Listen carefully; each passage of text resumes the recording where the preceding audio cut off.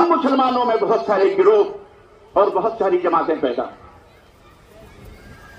بہت سارے گروہ اور بہت ساری جماعتوں نے جنم لیا، اور ہر ایک اپنی اپنی جگہ پر اس بات کا دعوے دار ہے کہ حق ہمارے پاس ہے، وہ کہتا ہے حق ہمارے پاس ہے، وہ کہتا ہے حق ہمارے پاس ہے۔ کچھ لوگ اس بیچ میں جو نہ ادھر کے ہیں نہ ادھر کے ہیں، وہ کہتے ہیں حق سب کے پاس، اور ان کی نوعیت وہی ہے جو ہمارے معاشرے میں ایک مرد کی ہوتی ہے، ایک عورت کی ہوتی ہے، اور ایک بیچ کے ہوتے ہیں جو نہ ادھر کے ہوتے ہیں نہ ادھر کے ہوتے ہیں۔ اب وہ خود بتائیں گے کہ وہ کدھر کے ہیں، اللہ انہیں ہدایت عطا فرمائے۔ تو شخصیت کا میں تعارف کرانا نہیں چاہتا، صرف نام بول دیتا ہوں، فضیلت الشیخ معراج ربانی حفظہ اللہ، آپ آئیں اور اپنی بات عوام الناس کے سامنے پیش کریں۔ السلام علیکم ورحمۃ اللہ وبرکاتہ۔ ان الحمد للہ نحمده ونستعینه ونستغفره ونؤمن به ونتوکل علیہ ونعوذ بالله من شرور انفسنا ومن سیئات اعمالنا، من يهده الله فلا مضل له ومن يضلل فلا هادي له، واشهد ان لا اله الا الله واشهد ان محمدا عبده ورسوله، اما بعد فان خير الحديث كتاب الله وخير الهدي هدي محمد صلى الله عليه وسلم، وشر الامور محدثاتها وكل محدثة بدعة وكل بدعة ضلالة وكل ضلالة في النار۔ قال الله تبارك وتعالى: يا أيها الذين آمنوا اتقوا الله حق تقاته ولا تموتن إلا وأنتم مسلمون، يا أيها الناس اتقوا ربكم الذي خلقكم من نفس واحدة وخلق منها زوجها وبث منهما رجالا كثيرا ونساء، واتقوا الله الذي تساءلون به والأرحام إن الله كان عليكم رقيبا، يا أيها الذين آمنوا اتقوا الله وقولوا قولا سديدا يصلح لكم أعمالكم ويغفر لكم ذنوبكم، ومن يطع الله ورسوله فقد فاز فوزا عظيما۔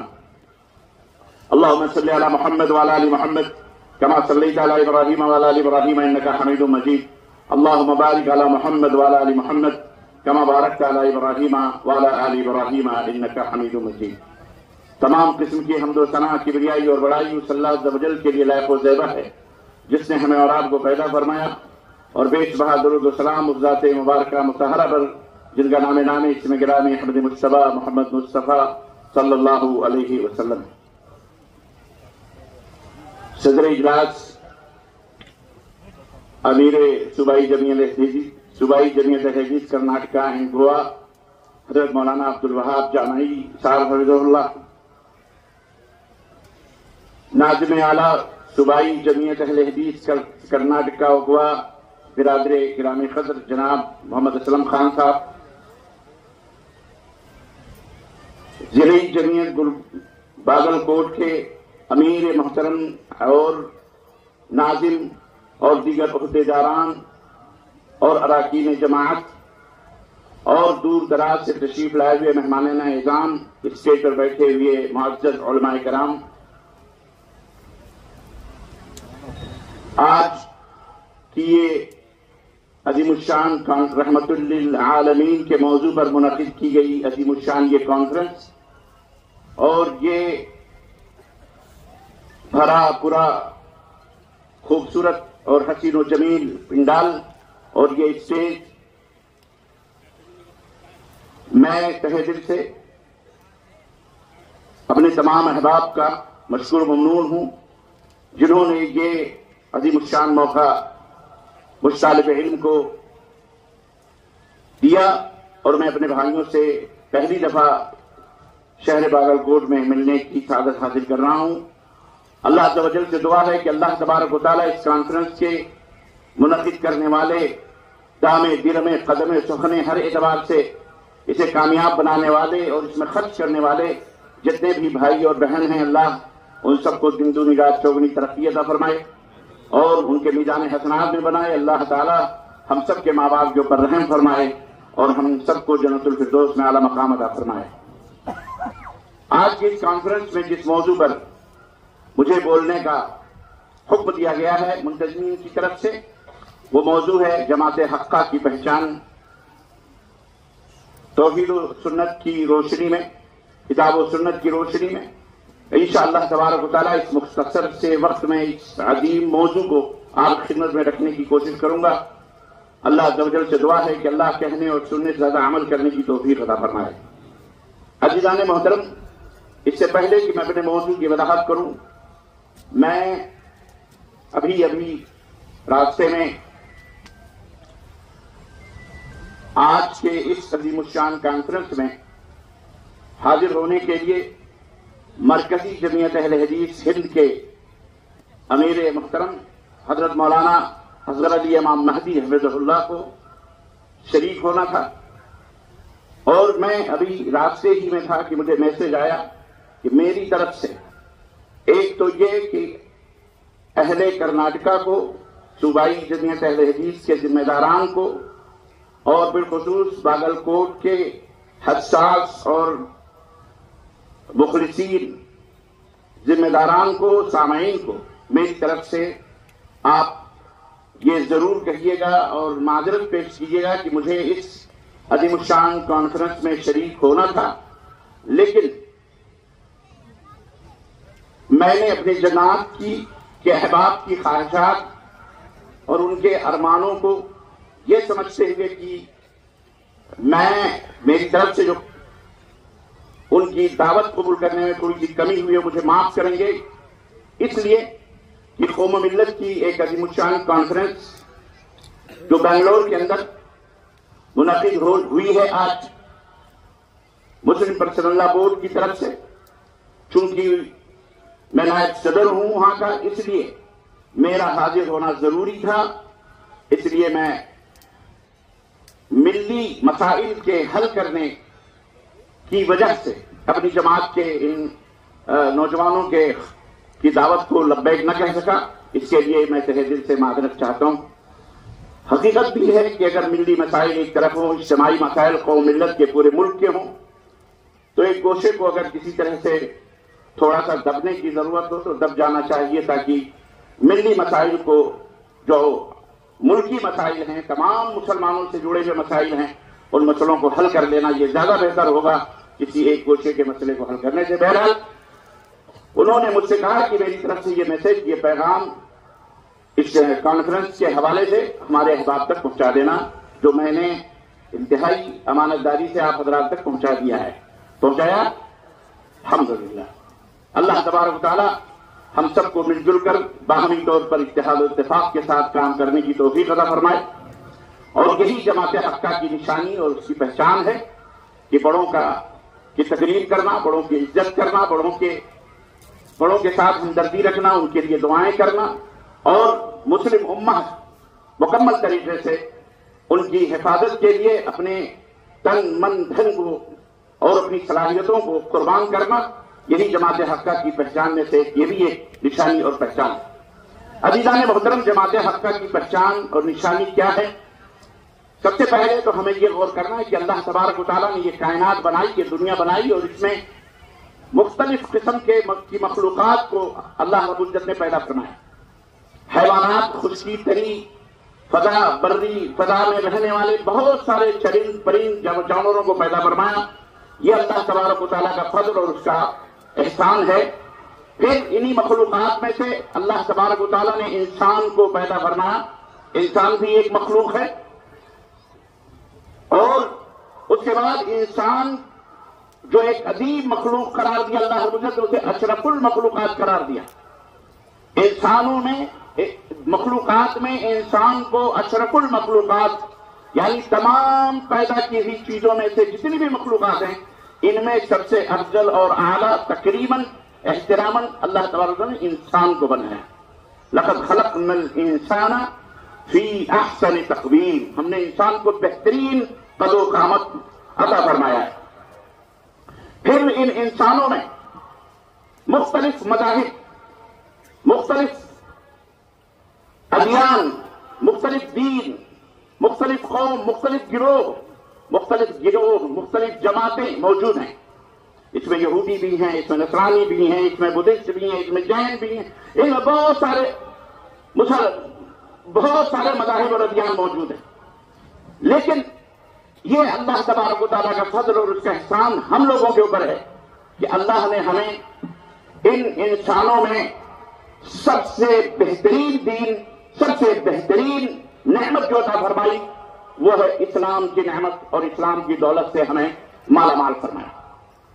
اور اللہ نے اپنے پسندیدہ دین کی طرف اشارہ کرتے ہوئے قرآن کریم میں اپنے تمام بندوں کو مخاطب کرتے ہوئے فرمایا الیوم اکملت لکم دینکم. یہ اسلام کا عظیم الشان قاعدہ ہے، قانون ہے، اصول ہے. یہ تمام اصولوں میں سے ایک اصول ہے کہ الیوم اکملت لکم دینکم واتممت علیکم نعمتی ورضیت لکم الاسلام دینا.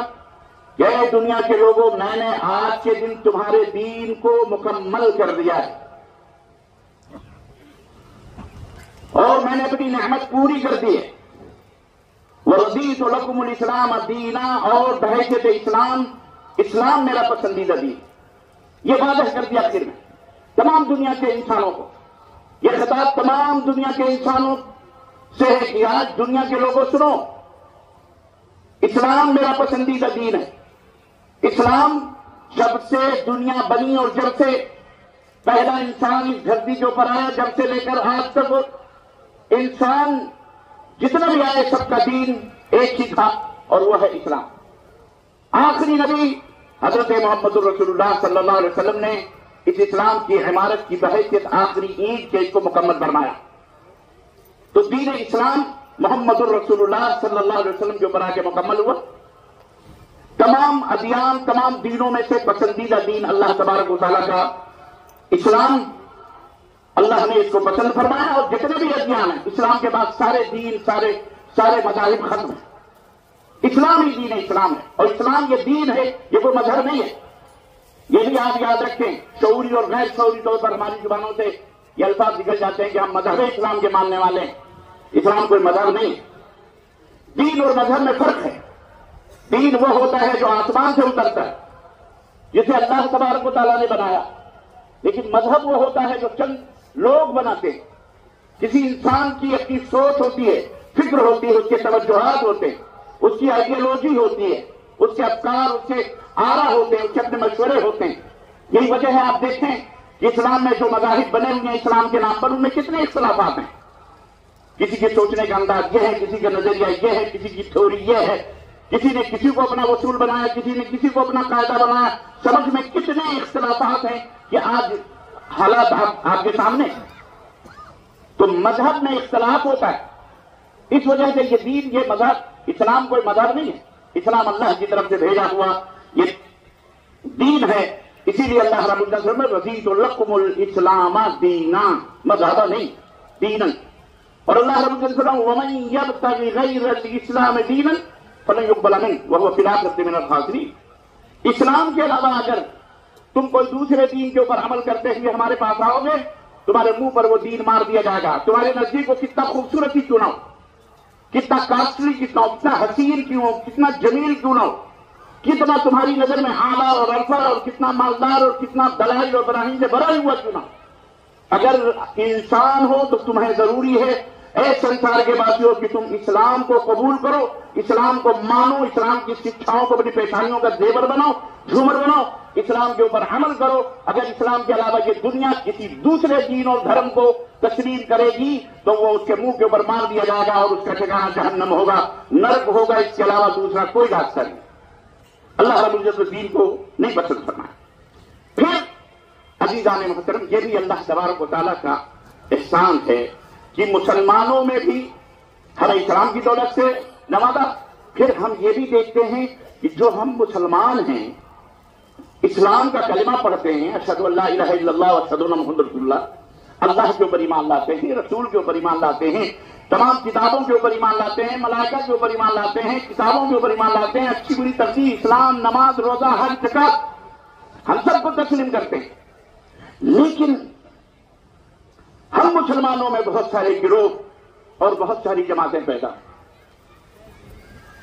بہت سارے گروہ اور بہت ساری جماعتوں نے جنم لیا، اور ہر ایک اپنی اپنی جگہ پر اس بات کا دعوے دار ہے کہ حق ہمارے پاس ہے. وہ کہتا ہے حق ہمارے پاس ہے، وہ کہتا ہے حق ہمارے پاس ہے. کچھ لوگ اس بیچ میں جو نہ ادھر کے ہیں نہ ادھر کے ہیں، وہ کہتے ہیں حق سب کے پاس. اور ان کی نوعیت وہی ہے جو ہمارے معاشرے میں ایک مرد کی ہوتی ہے، ایک عورت کی ہوتی ہے اور ایک بیچ کے ہوتے ہیں، جو نہ ادھر کے ہوتے ہیں نہ ادھر کے ہوتے ہیں۔ اب وہ خود بتائیں گے کہ وہ کدھر کے ہیں، اللہ انہیں ہدایت عطا فرمائے۔ یہ چوچو کے مربع ہوتے ہیں، آپ کو پتا ہے اس بات کا۔ عزیزان گرامی، یہ اللہ تبارک و تعالیٰ کا فضل اور اس کا احسان ہے۔ بڑی دیانتداری اور بڑی ایمانداری اور بڑی صراحت کے ساتھ میں یہ بات آپ کی خدمت میں رکھنا چاہتا ہوں، اور بندے ناچیز اس کے اوپر اور آپ سب بھی اس کو سمجھتے ہیں اور جانتے ہیں کہ مختلف مذاہب، مختلف گروہ، مختلف فرقے، مختلف جماعتیں مسلمانوں کے اندر پیدا ہو گئی، اور اب میں اور قریب کرتے ہوئے مفہوم کو میں اپنے تمام مسلمان بھائیوں سے جو بھارت کے ہوں یا ہمارے پڑوسی ہوں یا دنیا کے اندر کہیں بھی رہتے اور بستے ہیں اور ہماری آواز کو سن رہے ہیں، میں انہیں یہ بتانا چاہوں گا اور درخواست کرنا چاہوں گا کہ اس حقیقت کو اپنے ذہن و دماغ کی کھڑکیوں کو وسیع کر کے تسلیم کریں، مانیں، اور اس کے معنی بغیر آپ کو کوئی تیسرا راستہ نہیں ہے، اور وہ یہ ہے کہ اللہ تبارک و تعالیٰ نے ہمیں قرآن و سنت کی دولت سے مالا مال کیا اور ہمیں یہ توفیق دی کہ ہم قرآن و سنت کے داعی بنیں، الحمدللہ، جنہیں ہم اہل الحدیث کہتے ہیں، جنہیں ہم اہل الحدیث کہتے ہیں۔ اہل حدیث ان تمام گروہوں، تمام جماعتوں میں ایک ایسا گروہ، ایک ایسی جماعت ہے جو جماعت حقہ ہے، جس کے ہاتھ میں حق کا جھنڈا ہے اور حق کی دلیلیں موجود ہیں، اسے تسلیم کرنا پڑے گا۔ ہر اعتبار سے اللہ تبارک و تعالیٰ کا یہ فضل اور اس کا احسان ہے کہ اللہ رب العزت نے ہمیں یہ سعادت عطا فرمائی ہے کہ ہم اہل الحدیث ہیں۔ جس طرح ہم مسلمان ہیں اسی طرح ہم اہل الحدیث ہیں۔ یہ نسبت حدیث کی طرف انتہائی شرف کی اور انتہائی فضل کی اور اللہ تبارک و تعالیٰ کے احسان کی ہے کہ اللہ نے ہمیں یہ عطا۔ کتنی عمدہ اور کتنی خوبصورت اور کتنی عجیب نسبت ہے کہ قرآن کریم میں اللہ رب العزت نے ارشاد فرمایا، اللہ نزل احسن الحدیث، کہ اللہ نے سب سے بہترین حدیث کا نزول فرمایا، یعنی کتاب کی شکل میں سب سے بہترین حدیث نازل فرمائی ہے، اور وہ کیا ہے؟ بولو، قرآن کریم ہے۔ اور اللہ کے حبیب صلی اللہ علیہ وسلم نے اس آیت کریمہ کی مزید تفصیل کرتے ہوئے فرمایا، ان خیر الحدیث کتاب اللہ، سب سے بہترین حدیث کون سی حدیث ہے؟ کتاب اللہ، اللہ کی کتاب ہے۔ قرآن بھی کہہ رہا ہے کہ حدیث ہے، نبی کائنات بھی کہہ رہے ہیں کتاب اللہ حدیث ہے، اور جو ان دونوں کو تسلیم کرے اسے کیا کہتے ہیں؟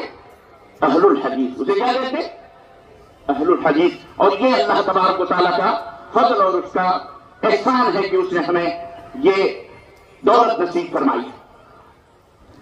اہل الحدیث کا معنی یہی ہے، اہل الحدیث کا معنی قرآن کریم کے حوالے سے، حدیث کے حوالے سے یہی ہے کہ جو رب کے قرآن اور محمد الرسول اللہ صلی اللہ علیہ وسلم کے فرمان کو تسلیم کریں اور جو ان دونوں کو مانیں، من وحی تسلیم کریں اور ان کے مطابق اپنے عمل کو ثابت کریں اور اسی کے مطابق زندگی گزاریں، انہیں اہل الحدیث کہا جاتا ہے۔ ان کو اللہ کے رسول صلی اللہ علیہ وسلم نے گارنٹی دیتے ہوئے ارشاد فرمایا، سنو ذرا وہ گارنٹی اہل الحدیث کے لیے۔ اللہ کے نبی نے فرمایا، موطا امام مالک کی روایت ہے، فرماتے ہیں ترکت فیکم امرین لن تضلوا ما تمسکتم بہما کتاب اللہ و سنت۔ اے دنیا کے لوگوں، اے میری امت کے لوگوں، میں تمہارے درمیان دو چیزیں چھوڑ کے جا رہا ہوں، جب تک تم ان دونوں چیزوں کو مضبوطی کے ساتھ پکڑے رہو گے، لن تضلوا، ہرگز گمراہ نہیں ہو سکتے، بھٹک نہیں سکتے، تاریکیوں میں نہیں جا سکتے، راہ صراط مستقیم سے شیطانی راہوں پر نہیں جا سکتے۔ اللہ کے نبی صلی اللہ علیہ وسلم نے گارنٹی دی، دو چیزیں مضبوطی سے پکڑے رہو گے، یہ گارنٹی ہے، یہ گارنٹی ہے، یہ ضمانت دی اللہ کے رسول صلی اللہ علیہ وسلم نے کہ ان دونوں کو مضبوطی سے تھامے رہو گے تو کبھی بھی نہیں بھٹکو گے، کبھی بھی گمراہ نہیں ہو سکتے۔ اور دونوں چیزیں رب کی کتاب ہے، اللہ کی کتاب ہے، اور دوسرے محمد الرسول اللہ صلی اللہ علیہ وسلم کی سنت۔ دونوں خزانے، اس کی حیثیت، اس کی حفاظت خود اللہ تبارک و تعالیٰ نے اِنَّا نَحْنُ نَزَّلْنَا الذِّكْرَ وَإِنَّا لَهُ لَحَافِظُونَ، یہ بھی نہیں کہ آج یہ دونوں چیزیں ہیں کل نہیں ہوں گی، پرسوں نہیں ہوں گی، نہ قیامت تک یہ رہیں گی۔ اللہ نے اس کی حفاظت کی خود ذمہ داری لی ہے، اور ہمارے اوپر یہ ذمہ داری سونپی ہے کہ آپ اور ہم مل جل کر کے ان دونوں خزانوں کی حفاظت کریں، رب کے قرآن کی اور محمد الرسول اللہ صلی اللہ علیہ وسلم کے رب کے قرآن کی اور محمد صلی اللہ علیہ وسلم کے فرمان کی۔ آپ ایک چیز اور میں آپ کو بتاتا چلوں حدیث مبارک کے حوالے سے کہ اللہ کے رسول صلی اللہ علیہ وسلم نے ان دونوں خزانوں کی حیثیت بھی اور اس کی حقیقت بھی بیان فرمائی۔ یہ دونوں خزانوں کی حقیقت کیا ہے؟ وہ حدیث پڑھیے جس میں اللہ کے نبی نے فرمایا ترکتکم علی البیضاء وفی روایت علی المحجۃ البیضاء لیلها کنہارها لا یزیغ عنها الا ہالک۔ کہ میری امت کے لوگوں، میں تمہارے درمیان دو چیزیں چھوڑ کے جا رہا ہوں۔ ترکتکم، اے میری امت کے لوگوں، میں نے تمہیں ایک ایسی شاہراہ پہ چھوڑا ہے، ایک ایسی شاہراہ پر، ایک ایسے راستے پر میں چھوڑ کے جا رہا ہوں جس کی راتیں بھی دن کی طرح روشن۔ اللہ اکبر! یعنی یہ دنیا کا جو یہ سورج نصف النہار بالکل دوپہر کا جو سورج ہوتا ہے، جس طرح وہ روشن ہوتا ہے، اسی طرح یہ دین اسلام میں تمہارے درمیان دو چیزیں میں تمہیں ایک ایسی شاہراہ پر چھوڑ کے جا رہا ہوں جو بالکل سورج کی طرح روشن، جیسے سورج روشن ہوتا ہے۔ لیکن ایک بات یہاں نقطے کی سمجھنے کی ہے، یہ جو مثال ہے دن کا سورج، یہ تو ڈوبتا بھی ہے، یہ بدلیوں میں چھپ بھی جاتا ہے، یہ غروب بھی ہوتا ہے پھر طلوع ہوتا ہے، لیکن دین محمدی صلی اللہ علیہ وسلم نبی کائنات کا لایا ہوا دین اور اس کا سورج یہ نہ کبھی ڈوبا ہے اور نہ قیامت تک انشاءاللہ ڈوب سکتا۔ یہ وہ راستہ ہے جس میں کہیں کوئی گنجائش نہیں، کوئی ابہام نہیں، کوئی شک نہیں، کوئی صورت، کوئی شک نہیں اور کوئی ابہام نہیں، کوئی اس کے اندر شبہ کرنے کی کوئی گنجائش ہی نہیں ہے، جو دین اسلام اللہ کے رسول صلی اللہ علیہ وسلم نے ہمیں دیا ہے۔ سورج سے زیادہ روشن کی عزیزان گرامی قدر، اس کے رات اور دن یہ دونوں برابر ہیں، اس کے رات اور دن دونوں برابر ہیں۔ اور کتنی پیاری گارنٹی اللہ کے نبی صلی اللہ علیہ وسلم دی ہے، لا یزیغ عنہا الا ہالک۔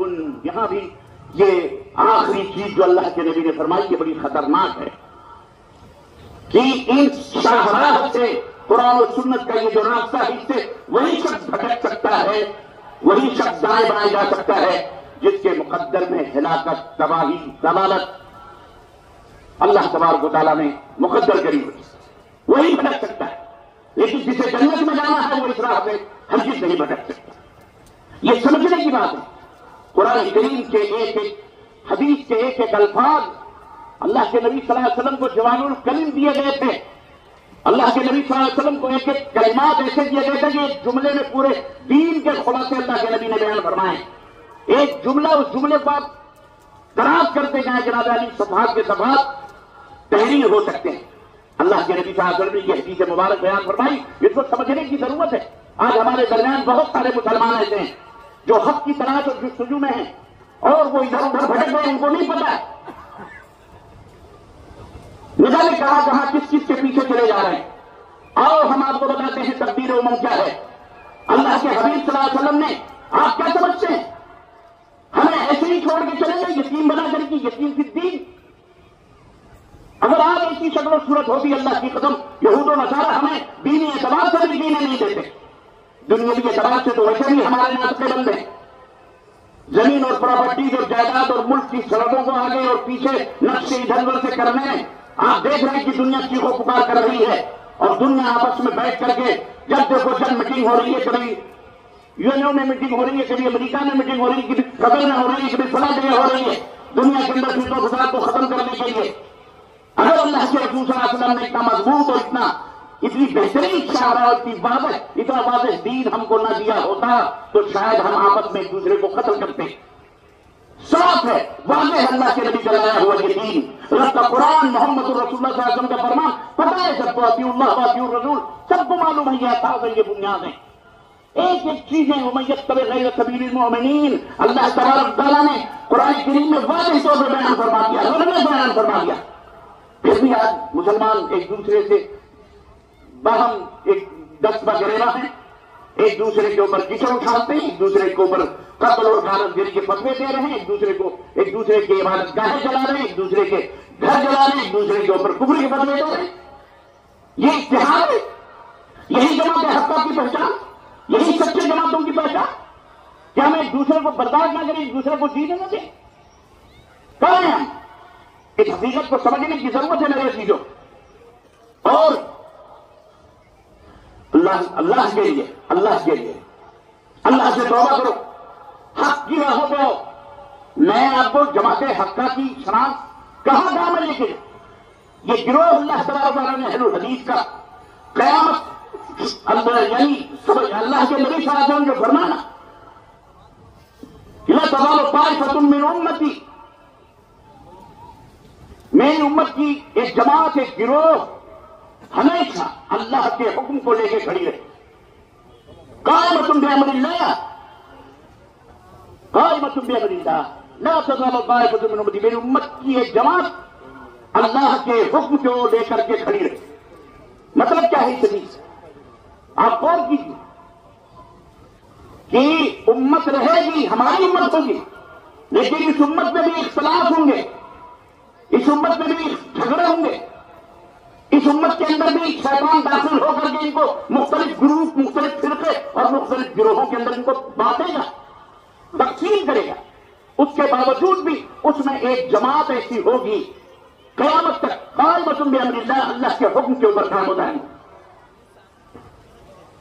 لا یضرهم من خذلهم. دوسری ایک تو یہ کہ اس حق والی جو جماعت ہوگی اس کی ایک پہچان، اس کی ایک نشانی تو یہ ہے کہ وہ اللہ کے حکم کو قائم کرے گی. اللہ کا حکم ہے اطیعوا اللہ و اطیعوا الرسول، اللہ کی اطاعت کرو، رسول اللہ صلی اللہ علیہ وسلم کی اطاعت، اور اس طرح سے اس کو سمجھنے کی کوشش کرو جس طرح حضرات صحابہ نے اللہ اس کے رسول کی باتوں کے اوپر سمجھ کر کے عمل کیا ہے، جیسے انہوں نے دین کو سمجھا. بعض کلمات ہوتے ہیں ہماری سمجھ میں کچھ آتے ہیں، کسی کی اس کا معنی اور مفہوم کچھ ہوتا ہے. آپ کو معلوم ہونا چاہیے حضرت امام اصمعی رحمت اللہ علیہ بہت بڑے عربی لغت کے جانکار تھے. ان کی ہمیشہ یہ جستجو ہوتی تھی کہ قرآن کریم کے جو الفاظ ہیں ان کو کسی ایسے حرف سے سمجھا جائے، ایسے لوگوں سے جو زبانی طور پر خالص عربی جانتے ہوں. اور ظاہر ہے عربوں کے اندر اہل علم جانتے ہیں کہ عربوں کے اندر جو دیہات میں رہتے ہیں، جو گاؤں کے لوگ ہیں، ان کی عربی انتہائی خالص اور انتہائی پیور عربی ہوتی ہے. شہر والوں کی زبانیں جو ادھر سے ادھر مکس ہو جاتی ہیں، لیکن جو دیہات اور گاؤں صحراؤں میں خیموں میں رہتے ہیں جو عرب، ان کی زبان خالص ہوتی ہے. حضرت امام اصمعی بیان کرتے ہیں کہ ایک دفعہ میری نظر سے آیت کریمہ گزری کہ وما الحیات الدنیا الا متاع الغرور. عام طور پر دنیا کی زندگی اردو میں ہم ترجمہ کر دیتے ہیں کہ دنیا کی زندگی یہ دھوکے کی پونجی ہے، دھوکے کا مال ہے. ہم اردو میں یہ کرتے ہیں، لیکن انہوں نے کہا میں اس کی گہرائی میں جانا چاہتا تھا کہ یہ متاع کا جو لفظ ہے اس کا مطلب کیا ہے. حقیقت میں عرب متاع کہتے کس کو ہے؟ اس کے لیے وہ گاؤں اور دیہاتوں میں کہیں جا رہے تھے، اچانک ان کے کان میں ایک عرب عورت کی آواز پڑی جو اپنی بیٹی سے کہہ رہی تھی کہ بیٹی آتنی متاعی، آتنی متاعی، اے میری بیٹی میری متاع مجھے لا کر کے دے. حضرت امام اصمعی کہتے ہیں کہ میں جو سنا تو میں کھڑا ہو گیا کہ یہ متاع کا لفظ استعمال کی ہے، پتا تو چلے کہ یہ اس کی بیٹی لاتی کیا ہے اس کے متاع کے بدلے. چنانچہ انہوں نے دیکھا کہ وہ انتہائی بوسیدہ کپڑے تھے جو، اور وہ کپڑے عموماً اس زمانے میں ظاہر ہے کہ اس زمانے میں وہ کپڑے استعمال ہوتے تھے اس موقع پر جب عورت مہینے میں آتی. سمجھ کے میری بات؟ مہینے سمجھ گئے اس کے بعد پیریڈ میں جب عورت ہوتی تھی تو اس کپڑے کا استعمال کرتی تھی، اس کپڑے کا استعمال کرتی تھی. کہنے لگے میری حیرت کی انتہا نہ رہی کہ اللہ تبارک و تعالیٰ نے لفظ متاع استعمال کیا اور یہ متاع عربوں میں اس کپڑے کو کہتے ہیں، عورت اس کپڑے کو کہتی ہے جو کپڑا حالت حیض میں عورت استعمال کر کے پھینکتی ہے، اس کو متاع کہتے ہیں۔ اللہ رب العزت نے فرمایا کہ وَمَا الْحَيَاةُ الدُّنْيَا إِلَّا مَتَاعُ الْغُرُورِ، یہ دنیا کی زندگی تم کیا سمجھتے ہو؟ ارے اس حیض میں لپٹے ہوئے کپڑے سے بھی جو گندا ہے جسے پھینک دیا جاتا ہے، اس سے بھی بری ہے دنیا۔ یہ ہے عربی کا کمال اور یہ ہے مزاج وہ قرآن کو سمجھنے کا۔ اللہ کے حبیب صلی اللہ علیہ وسلم دین کو سمجھنے کی کوشش کرو میرے مسلمان بھائیوں۔ دین میں یہ نہیں ہے کہ جو دہلی کی مسجدیں تم نے الگ الگ بنا کے اللہ رسول کے نام کے اوپر تم الو بنا رہے ہو، دھوکے دے رہے ہو۔ اس دنیا کے لیے جو چند دن کی ہے، مر جاؤ گے، کتنے لوگ مرے ہیں، کوئی گارنٹی نہیں ہے جو کہا گیا ہے۔ سب اپنے آپ کو جنتی مرحوم مرحوم مرحوم جنت خلداشیاں تختیوں کے اوپر قبروں کے سرحانے اپنے آپ کو جنتی اور جنت کے ٹھیکیدار لکھوانے سے کوئی جنت میں نہیں جائے گا۔ جنت میں جانے کے کچھ اصول اور قاعدے ہیں۔ اپنے جسمانی جسم کو بھی جنتی بناؤ اور اپنے روح کو بھی جنتی بناؤ۔ جسم وہی جائے گا جنت میں جو حلال کھا کے پلاؤ، اور روح وہی جنت میں جائے گی جو حضرات صحابہ کے نقش قدم پر اور ان کی تعلیمات سے جس نے اپنے غلاظتوں کو، روح کی گندگیوں کو جنہوں نے صاف کیا، وہی جنت میں جائیں گے۔ کسی کو کوئی فرقہ، کوئی گروہ، کوئی مذہب جنت میں نہیں آیا ہے۔ کوئی عبداللہ عبدالرحمان کہنے سے مسلمان نہیں ہوتا۔ علماء جانتے ہیں نبی قریش مکہ کے قریش جو تھے اپنے اپنے نام عبداللہ عبدالرحمان بھی رکھتے تھے۔ اس بات کو آپ دھیان میں رکھیے مسلمانوں، نہ کوئی مولوی، نہ کوئی شیخ الحدیث، نہ کوئی پیر، نہ کوئی بنارا، نہ کوئی مبلغ، نہ کوئی دائی، کوئی تم کو جنت میں نہیں، تم اکیلے پیدا ہو، اکیلے جاؤ گے۔ اس لیے قرآن اور سنت نے جو شاہراہ مقرر کی ہے، اللہ کے حبیب صلی اللہ علیہ وسلم نے جو واضح اصول اور قاعدے بیان فرمائے، نبی کریم اللہ تعالیٰ نے قرآن کریم میں جس انداز سے ہم کو مسلمان بننے کا حکم دیا ہے، فَإِنْ آمَنُوا بِمِثْلِ مَا آمَنْتُمْ بِهِ فَقَدِ اهْتَدَوْا، ہمارا ایمان، ہمارا عمل، ہمارا عقیدہ اگر صحابہ کرام کے ایمان اور عقیدے کی طرح ہوگا تب ہم ہدایت یافتہ ہوں گے۔ غور کرو، سوچو، لڑو نہیں کہ تو فلانے مذہب کے ماننے والے، یہ تو قادیانی ہو گیا، یہ تو رافضی ہو گیا، یہ تو شیعہ ہو گیا، یہ تو جہنمی ہو گیا۔ عجیب و غریب القاب و آداب آپ لوگ دیتے ہیں ایک دوسرے کو۔ تمہیں شرم نہیں آتی یارو؟ شرم نہیں آتی تمہیں؟ غیرت نہیں آتی دین کو بانٹنے؟ دین ایک ہے اور وہ ہے اسلام، اور اسلام نام ہے قرآن کا اور محمد الرسول اللہ صلی اللہ علیہ وسلم کی حدیث، اور اس کو اسی طرح سمجھنا ہے جس طرح سے حضرات صحابہ نے سمجھا۔ اپنی منمانی اپنے مزاج سے نہ سمجھو۔ یہ جو فرقے بنے ہوئے ہیں، یہ جو ٹولیاں بنی ہوئی ہیں، ان کی گمراہی کا سبب وہی ہے۔ وہ جس بندے کا ذکر تھوڑی دیر پہلے ہوا، جس کا نام لیتے ہوئے میں سمجھتا ہوں گناہ ہے۔ تم دجال سے کیسے بچ سکتے ہو؟ جب ان چھوٹے چھوٹے دجالوں سے نہیں بچ پاتے تو وہ جو بڑا دجال آئے گا، اس حال میں جنت، اس حال میں دوزخ دکھائے گا، تو پھر تو تم فوری طور پر آمنا صدقنا کے لیے پیچھے لگ جاؤ گے۔ جب تمہیں اللہ رسول کی تعلیم کا پتہ نہیں، جب تمہیں تمیز ہی نہیں حق اور باطل کے درمیان فرق کرنے کا، تو کیا کرو گے؟ وہ دجال کیا سمجھتے ہیں؟ لوگ کہتے ہیں ٹینک لے کے آئے۔ ٹینک نہیں بیٹا، تم سے لمبی لمبی داڑیاں ہوں گی، جیسے بڑے بڑے نماز کے گھٹے ہوں گے۔ جس حیات میں تم دیکھنا چاہتے ہو اپنے اماموں کو، اسی اس سے بھی بڑا امام بن کے آئے گا۔ اور جہاں جا کے پیروں پہ سجدے کرتے ہو، وہاں کیا اثر ہوگا؟ اس لیے اللہ سے ڈرو، اور ہمیشہ اس بات کے ایک بات سوچتے رہو، جو تمہیں دعوت دے رہا ہے کہ ادھر آؤ یہ جنت کا راستہ ہے، ادھر آؤ یہ جنت کا راستہ ہے، ادھر آؤ یہ اللہ کا راستہ ہے، ادھر آؤ یہ رسول اللہ صلی اللہ علیہ وسلم کا راستہ ہے، اس کی باتیں سننے سے پہلے اس داعی کو دیکھو کہ اس داعی کا اپنا ایمان اور عقیدہ کیا ہے۔ جس کے پیچھے تم جانا چاہ رہے ہو نا، اس کی شکل و صورت، اس کی حیثیت مت دیکھو، اس کا عقیدہ دیکھو، اس کا عقیدہ کیا ہے۔ وہ کس عقیدے کی طرف لوگوں کو دعوت دے رہا ہے؟ کیا اس کا اپنا بنایا کوئی عقیدہ اس کے مولویوں کا ہے، اس کے مرشدوں کا ہے؟ اچھا ایک بات اور میں آپ کو بتاتا ہوں، دنیا کے اندر اکثر جماعتیں اور فرقے مسلمانوں کے اندر موجود ہیں. یہ میں ڈنگے کی چوک پر یہ بات کہہ رہا ہوں.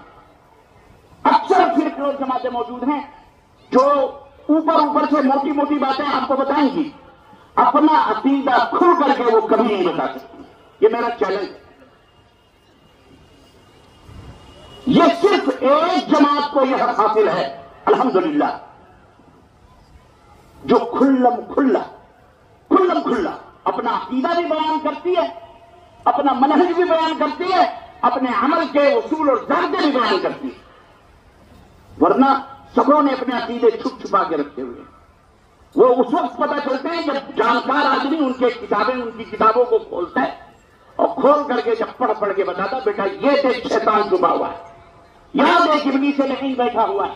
نماز، روزے، حج، زکات تو یہ ایک پردہ ہے، اس کے پسے پردہ جو شیاطین بیٹھے ہیں ان نقاب کشائی ان کی اس وقت ہوتی ہے جب کوئی آدمی سر پر کفن باندھے لوگوں کے سامنے بیان کرتا ہے. یہ صرف جماعت اہل حدیث کو یہ حاصل ہے، اور یہی جماعت حقہ کی پہچان ہے کہ اپنے ایمان، اپنے عقیدے، اپنے اصول، اپنے قوانین بچہ جہاں بھی رہے گا ظاہر رہے گا. یہ سب سے لوگ کہتے ہیں یہ اہل حدیث ہے. کسی بھی مسجد میں چلا جائے، کہیں بھی رہے، پھر لوگ سمجھ جائیں گے یہ اہل حدیث کا بچہ ہے. چاہے وہ اپنے آپ کو اہل حدیث کہے نہ کہے، چاہے وہ اپنے آپ کو چھپائے، وہ کبھی چھپ سکتا؟ بولو، ہمارا اہل حدیث کہیں چھپ سکتا ہے؟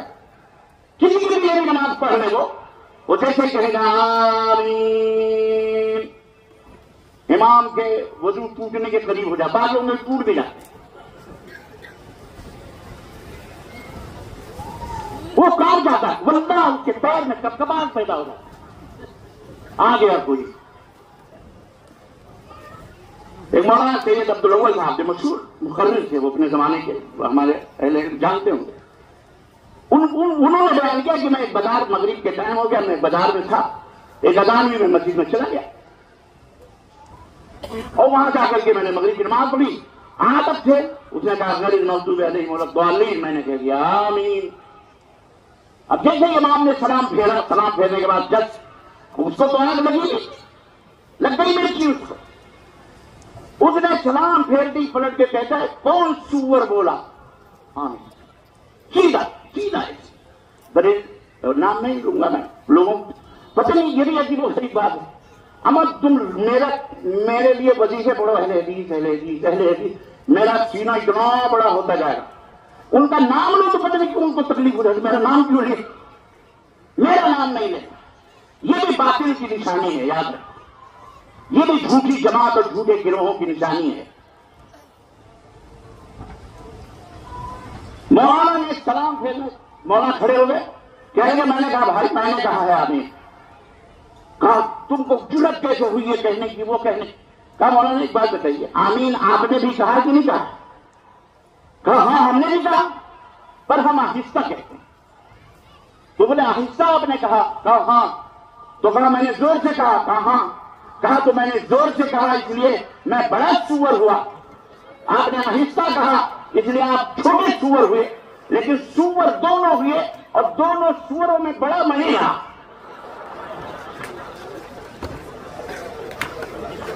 تو یہ ذہنیت کی بھارت کی سرزمین کے اندر ہے. اس طرح کی باتیں کر کر کے امت کو گمراہ کرتے ہیں. یہ دیکھو عورتوں کی طرح نماز پڑھ رہے ہیں، تو عورتوں کی طرح نماز پڑھنا کیا برا ہے بھائی؟ عورتوں کی طرح کھانا کھانے میں کوئی ہے بھائی؟ آپ عورت گھر میں نہیں رہتے ہیں. الحمدللہ ہمارے ملک کی عورتیں اہل حدیث ہو گئی، سینے پہ ہاتھ رکھ کے نماز پڑھتی ہیں. سب پڑھتے ہیں سینے پہ نماز، آپ کیوں نہیں پڑھتے؟ خیر وہ ایک الگ مسئلہ. میرے کہنے کا مطلب یہ ہے کہ آپ حقائق کو انکار نہیں کر سکتے. یہ اہل حدیث جس کو اللہ کے نبی نے نشانی بتائی، کیا ظاہرین. ایک نشانی تو یہ ہے کہ اللہ کے حکم کو، اللہ کا حکم کیا ہے؟ رب کا قرآن ہے اور محمد الرسول اللہ صلی اللہ علیہ وسلم کا فرمان. بس किसी भी को, किसको मानते हो? अल्लाह उसके रसूल को। उस दलील में वो पेश करो, वही दलील है। और अल्लाह और उसके रसूल की दलील कभी झूठी हो सकती? झूठी वो दलील तो नहीं होती, समझने वालों की समझ झूठी होती। ठीक है ना रे? कुरान और हदीस वो भी पढ़ते हैं, लेकिन उनकी समझ कुछ और है। अल्लाह के हस्ते उमर बिन खत्ताब रज़ी अल्लाह तआला अन्हु फरमाते हैं कि एक जमाना आएगा कि तुम्हारे पास अहलुर राय आएंगे। ये जो राय बातियां करते हैं, कयास इधर का उधर, उधर का उधर, जिनका दीन, जिनका उसूल ही जिनके धराए पे कायम है, जब वो तुम्हारे पास आएंगे, तुमसे मुनाजरा करने आएंगे, तुमसे बहस करने आएंगे, तुमसे हुज्जत करने आएंगे, फखुदूहुम बिस्सुन्नाह। इलाज बताया हज़रत सैयदना उमर बिन खत्ताब रज़ी अल्लाह तआला कि ऐसे लोग जो बहस करने आए, जो इस तरह से कुरान की दलीलें दे दे करके, राय अपनी अपनी दे दे करके, फखुदूहुम बिस्सुन्नाह, उन्हें सुन्नत के साथ पकड़ो। यानी अल्लाह के नबी सल्लल्लाहु अलैहि वसल्लम की सुन्नत, कुरान वो कर लो, उसको सुन्नत हदीस ला करके उसके सामने रखो कि तुम कुरान की बात करते हो। कुरान को हजरत मोहम्मद रसूलुल्लाह सल्लल्लाहु अलैहि वसल्लम ने जिस तरह समझाया है, उस तरह हमको समझना है। सहाबा ने जिस तरह समझा है, उस तरह हमें कुरान और सुन्नत को समझना है। मिसाल के तौर पर मैं आपको बताऊं, और बहुत बेहतरीन फार्मूला सैयदना उमर बिन खत्ताब ने बनाया। बहुत सारे लोग, एक मिसाल में दे रहा हूं, देखो तकलीफ नहीं होनी चाहिए। एक मिसाल कह लीजिए, अल्लाह ताला ने कुरान करीम के अंदर इरशाद फरमाया, वइज़ा क़ुरिअल कुरान फस्तमिऊ लहू वअंसितू। कुरान पढ़ा जाए तो खामोश रहो, चुपचाप रहो, कुछ न चुपचाप रहो, कुछ न पढ़ो। हालांकि कुछ न पढ़ो ये ज्यादती है, लेकिन खामोश, जब अल्लाह ने कहा कुरान पढ़ा जाए तो खामोश रहो। अब इमाम सूरह फातिहा पढ़ रहे हैं नमाज के अंदर, तो तुम खामोश क्यों नहीं रहते? कुरान में लिखा हुआ, तुम खामोश क्यों नहीं रहते? अब आप तो कहेंगे वाकई कुरान से आप दलील दे लो। तो सवाल यह पैदा होता है, यह कुरान किसके ऊपर नाजिल हुआ? अल्लाह के रसूल सल्लल्लाहु अलैहि वसल्लम में नाजिल हुआ। और आप फिर उसको सुन्नत से पकड़े। कैसे? कहते कि भाई अल्लाह के रसूल सल्लल्लाहु अलैहि वसल्लम ने फरमाया कि ला सलात लिमन लम यक़रा बिफ़ातिहतिल किताब। भाई हम सूरह फातिहा इसलिए पढ़ते हैं कि अल्लाह के नबी ने फरमाया वो नमाज ही नहीं होती जिसमें सूरह फातिहा न पढ़ी जाए। तो ये कुरान अल्लाह के नबी पे उतरा, अल्लाह के नबी ज्यादा समझते हैं, तब हम, और उसी नबी ने हमको सूरह फातिहा पढ़ने का हुक्म दिया है कि नमाजी, इसलिए हम कुरान, इसलिए हम हदीस पढ़ते, इसलिए हम सूरह फातिहा पढ़ते। बात समझ में आई कि नहीं आई? इसलिए हम सूरह फातिहा पढ़ते, नंबर 1। नंबर 2, ये जो आयत करीमा है, ये आयत करीमा कहां नाजिल हुई? मक्कतुल मुकर्रमा में नाजिल। और किसके लिए नाजिल हुई? जब कुफारे मक्का गुल और शोर मचाया करते, अल्लाह के नबी कुरान पढ़ रहे हैं, सहाबा कुरान पढ़ते कहते थे शोर मचाओ, शोर करो ताकि कुरान लोगों की समझ में ना आए। उस वक्त अल्लाह तबारक व तआला ने यह हुक्म नाजिल फरमाया, वइज़ा क़ुरिअल कुरान फस्तमिऊ लहू वअंसितू। ये कुफार के लिए कहा गया कि काफिरों तुम जो शोर, कुरान पढ़ा जाए तो चुप रहो, शोर न मचाओ। नंबर 1। नंबर 2, नमाज जो फर्ज हुई, ये हिजरत के 2 साल 3 साल पहले फर्ज हुई मेराज के अंदर, ये दुनिया जानती। और ये हदीस पाक अल्लाह के रसूल सल्लल्लाहु अलैहि वसल्लम ने कब फरमाई? मदीनतुल मुनव्वरा के अंदर यह हदीस जिक्र फरमाया। फर्ज हो रही है नमाज मक्के में, और अल्लाह के नबी यह हुक्म कहां फरमा रहे हैं? बोलो, मदीने में। तो अल्लाह के नबी को नहीं मालूम था कि कुरान जब सूरह फातिहा इमाम पढ़े, इमाम के पीछे रहा जाए तो सूरह फातिहा ना पढ़ाई पड़ी जाए। मदीने में अल्लाह के नबी फरमाया। इसका मतलब है कि इस आयत करीमा का वो मतलब नहीं है जो से मारे घुटना फूटे सर वाली बात की जा रही है। कुरान की आयत को कहा किसके लिए, और यहां नबी के यहां मना किया जा रहा है नमाज न पढ़ने के लिए। अस्तगफिरुल्लाह। तो ये एक मिसाल मैंने दी है कि जब इस तरह के अहलुर राय आए और इस तरह कयासात करके उम्मत के अंदर गुमराहियां फैलाई जाए, इस तरह कुरान करीम की तावीलात कर करके जनाब अली सहाबा इकराम को सबको शत्म किया जाए, गालियां दी जाए, बुरा कहा जाए, ऐसे मौके पर हमारे लिए जरूरी है कि हम नबी करीम सल्लल्लाहु अलैहि वसल्लम की सुन्नत और इसी सहाबा की सुन्नत को हम लाजिम पकड़ें। इसीलिए अल्लाह के नबी सल्लल्लाहु अलैहि वसल्लम ने फरमाया कि इन्नहु मन यइश मिन बादी मिनकुम, मेरे बाद तुम्हें से अगर कोई जिंदा रहेगा फसयरा इख्तिलाफन कबीरन, तो मेरी उम्मत में बहुत ज्यादा इख्तिलाफात देखेगा। فعليكم بسنتي وسنة الخلفاء الراشدين المهديين وعضوا عليها بالنواجذ وإياكم ومحدثات الأمور فإن كل محدثة بدعة وكل بدعة ضلالة وكل ضلالة في النار. خبردار خبردار، ایسے اختلاف کے موقع پر میری سنتوں کو لازم پکڑنا، میرے طریقے کو لازم پکڑنا. کوئی کچھ بھی کہنے دو، نبی کی سنت کو لازم پکڑو، نبی کے طریقے کو لازم پکڑو. یہی قائمہ بامر اللہ اہل حق کی نشانی ہے کہ وہ نماز ہو کہ روزے ہو کہ حج ہو کہ زکوٰۃ ہو کہ رکوع ہو کہ سجدے ہو. ایون اللہ کے نبی نے ہمیں استنجا ہاتھ لینے تک کے ڈھیلوں کی عدد اور تعداد بھی ہمارے نبی نے ہم کو بتائی ہے. اب بتاؤ اب کیا باقی رہ گیا ہے، کیا کمی رہ گئی ہے جو آپ ادھر ادھر دائیں بائیں آگے پیچھے اس لکیر کے جا رہے ہیں جو صراط مستقیم کی لکیر تھی جسے اللہ کے حبیب نے کھینچی. یہ ہے صراط مستقیم. اس لیے اللہ کا حکم جو ہے اسی کو لازم پکڑو، رسول کا جو حکم ہے اسی کو لازم پکڑو. اللہ کے حبیب نے فرمایا اور اس کے بعد میرے صحابہ کی سنتوں کو لازم پکڑو. جو صحابہ کی سنت ہے، خلفائے راشدین کی سنت ہے. اور خبردار خبردار بدعت اور بدعت سے بچتے رہنا. اس لیے کہ دین میں کوئی بھی نئی چیز پیدا کرنا یہ بدعت ہے، اور ہر بدعت گمراہی ہے، اور ہر گمراہی جہنم میں جانے والی ہے. اس کی بڑی ساری تفصیلات دین میں، بہت ساری بدعتیں، قرآن خوانی ہے، جی چلا جائے. بہت موٹی مثال میں آپ کو دے کے باریک بدعتوں میں جاؤں گا تو کھلی کچھ لوگ بھی اس کو بدعت سمجھتے ہیں، لیکن بہت سارے لوگ جو کچھ چیزوں کو بدعت سمجھتے ہیں قرآن خوانی کو بدعت نہیں سمجھتے. دین سمجھ کر کے کیا جا رہا ہے، سراسر بدعت نہیں ہے. دین سمجھ کر کے، سوال سمجھ کر کے. بہت سارے مولوی آپ کو کہتے پھریں گے بدعت کرتے ہو. مائک میں تقریر کرنا بدعت ہے، پنڈال کے نیچے کھڑا ہونا بدعت ہے، اسٹیج لگانا بدعت ہے، مائکروفون استعمال کرنا ہے، گھڑی پہننا بدعت، ٹرین پہ سفر کرنا بدعت، پھٹانا بدعت، ڈھکانا بدعت. آخر میں کہہ دے گا کیونکہ اللہ کے نبی کے زمانے میں نہ مائک تھا، نہ ٹرین تھی، نہ اسٹیج تھے، نہ یہ مائکروفون تھے، نہ موبائل تھے، یہ سب بدعت ہیں. تو کہے گا تم بھی تو اللہ کے نبی کے زمانے میں نہیں تھے، اس لیے تم بھی بدعت. یہ ہے مولانا ہمارے دور کے، ہمارے بھارت کے اندر بہت سارے اس طرح کے مولوی، اللہ انہیں ہدایت عطا فرمائے. مجھے پتہ ہی نہیں بدعت کس کو کہتے ہیں. اللہ کے نبی نے فرمایا من احدث فی امرنا ھذا، ہمارے لائے ہوئے دین میں کوئی نئی چیز کا اضافہ کرے وہ بدعت. دین میں سوال سمجھ کر کے، سوال سمجھ کر. میرے عزیزوں میرے دوستوں، بہرحال جماعت حقہ کی پہچانوں میں سے موٹی پہچانیں قرآن و سنت کے حکم، قائمۃ بامر اللہ، اللہ کے حکم کو لازم پکڑتے، اور اللہ کا حکم رکھا قرآن ہے، محمد الرسول اللہ صلی اللہ علیہ وسلم کا فرمان ہے.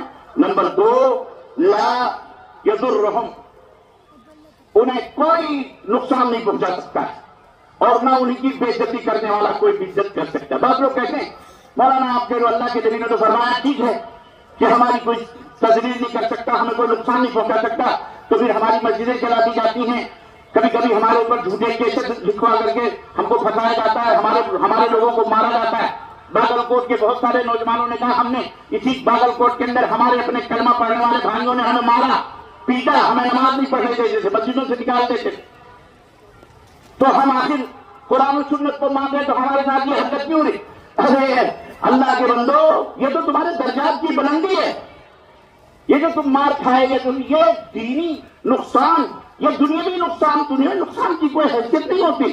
مسجد جلاتی کی، اس سے اچھی مسجدیں بنی. تمہیں ستایا گیا، مارا گیا، پیٹا گیا، اللہ نے تمہارے پر جہنم کیا ہے انشاءاللہ اس جگہ کو حرام کر دے گا جس جگہ پر ظالموں نے تم کو ستایا، مارا، پیٹا، تم مر گئے.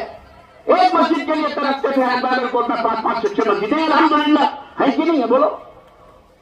یہ اللہ کا شکر ہے. یہ دین مٹنے کے لیے نہیں آیا، یہ قیامت تک رہے گا، قیامت تک قائم و دائم رہے گا. اس کو مٹانے والے مٹ جائیں گے، اپنی جہنم بنا دیں گے، دوزخ میں چلے جائیں گے. تو جماعت حقہ کی پہچان یہی ہے کہ محترم کوئی ان کو تذلیل کرنا چاہے گا، کوئی ذلت دلیل نہیں کر پائے گا، نہ کوئی نقصان پہنچا سکتا ہے. اور تیسری نشانی جو میں نے بتایا، ظاہر رہیں گے، جانچ بھی رہیں گے. الحمدللہ اہل الحدیث ظاہر رہیں گے، چاہے وہ اپنے آپ کو اہل حدیث کہیں نہ کہیں، دنیا کہہ دے گی اہل حدیث ہے کہ ضرور یہ وہابی ہو گیا. تو اہل حق کی بہرحال پہچانوں میں سے ایک پہچان، بہت ساری چیزیں اور بہت سارے اس میں حدیث ہے. میں زیادہ ٹائم نہیں لے سکتا، وقت نہیں ہمارے پاس. آخری ایک حدیث، میرا خیال اذان کا وقت ہو چکا ہے. 55 मिनट पे है। एक आखिरी हदीस अल्लाह के नबी ने फरमाया कि तरकतिल यहूद वाला 71 फिरका, नसरानी 71 यहूदी बटे 77 उम्मती अला 73 फिरका कुल्लुहा फिन्नार। मेरी उम्मत 73 फिरकों में बटेगी, 73 गिरोह बनेंगे, 73 सब के सब जहन्नम में जाएंगे। अब ये जहन्नम में पहले जाएंगे या बाद में जन्नत में आएंगे, दूसरा मरहला, ये बहस की बात नहीं, लेकिन सब के सब जहन्नम में जाएंगे इल्ला वाहिदा। कालू मा हिया या रसूलल्लाह, एक गिरोह जन्नत में जाएगा बस, बाकी सब जहन्नम में जाएंगे। सहाबा ने पूछा वो गिरोह कौन सा है? आपने नाम नहीं बताया कि अब्दुल्ला, अब्दुर्रहमान और फलाने और ठिकाने, उनको जो मानेगा उनका। अल्लाह के रसूल सल्लल्लाहु अलैहि वसल्लम ने एक कायदा बयान किया, उसूल बयान किया। अल्लाह के नबी बड़ा हम अल्लाह के नबी सल्लल्लाहु अलैहि वसल्लम फरमाया वो कौन होंगे? आपने फरमाया कि जो मेरे और मेरे सहाबा के नक्शे कदम पे, मेरे और मेरे, आज जो मेरे और मेरे सहाबा के नक्शे कदम पर है, आज जो मेरे और मेरे सहाबा के नक्शे कदम पर चल रहे हैं, वही वो लोग होंगे मा अना अलैहि व असहाबी, जिस पर मैं हूं और मेरे सहाबा है। अब अपना अपना ईमान, अपना अपना अमल इस कसौटी के ऊपर। और ईमान, पहले देखो ईमान, अकीदा तुम्हारा कैसा है? अकीदा सहाबे कराम की तरह है, नबी ने जिस तरह बताया उस तरह है, कुरान ने जिस तरह समझाया उस तरह है। कहीं ऐसा तो नहीं कि हमारा अमल फलाने मौलाना साहब के फरमान और ईमान के कहने पर है, हमारा अकीदा फलाने इमाम साहब ने जैसा फरमाया है, कादरी है, चिश्ती है, नक्शबंदी है, जबरवर्दी है, फलानी है, ढगानी है, अल्लानी है, फुल्लानी है, कहीं हमारा अकीदा उस पर तो नहीं, हमारा तज़किया कहीं वहां तो नहीं। अगर इस तरह की बातें हैं तो तौबा करो अल्लाह ताला से, सच्चे दिल से तौबा करो। और कोई निस्बत और किसी की निस्बत कोई तुम्हें जन्नत में नहीं जा सकती। एक गिरोह जन्नत में जाएगा, मा अना अलैहि व असहाबी, अल्लाह के नबी ने फरमाया जिस पर मैं हूं और मेरे सहाबा। ये जमात हक्का की पहचान है, अलामतों में से चंद अलामतें हैं। अहले बागलकोट, अल्लाह से मैं दुआ करूंगा कि अल्लाह ताला आपको और आपके आने वाली नस्लों को, और जितने भी लोग आए हैं, जितने भी लोग आवाज़ें सुन रहे हैं, सबकी नस्लों को किताब और सुन्नत और तौहीद का कायम दायम रखे। और अल्लाह अज़्ज़ व जल हमारी सफ़ों में इत्तेहाद अता फरमाए, और भारत के मुसलमानों को खुसूसी तौर पर अल्लाह तबारक व तआला इत्तेफाक को इत्तेहाद करने की तौफीक अता फरमाए। और इधर उधर जो अभी बिखरे हुए लोग हैं, अल्लाह के नबी सल्लल्लाहु अलैहि वसल्लम के इस तरह से मुस्तकीम थे, मैं उनके लिए दुआ करूंगा कि अल्लाह उन्हें भी राह हिदायत वादे फरमा दे, और वो आज नहीं तो कल नहीं, जल्द से जल्द वो दीन हक को अपनी जिंदगी का हिस्सा बनाएं, और अल्लाह उसके रसूल के बताए हुए तरीके के मुताबिक जिंदगी को गुजारने की कोशिश करें। और इस तरह से अल्हम्दुलिल्लाह अल्लाह ताला हम सबको जन्नतुल फिरदौस में इकट्ठा फरमाए। आमीन या रब्बल आलमीन। व सल्लल्लाहु अला नबीना मुहम्मद व अला आलिहि व सहबिहि अजमईन। वस्सलामु अलैकुम व रहमतुल्लाहि व बरकातुहू।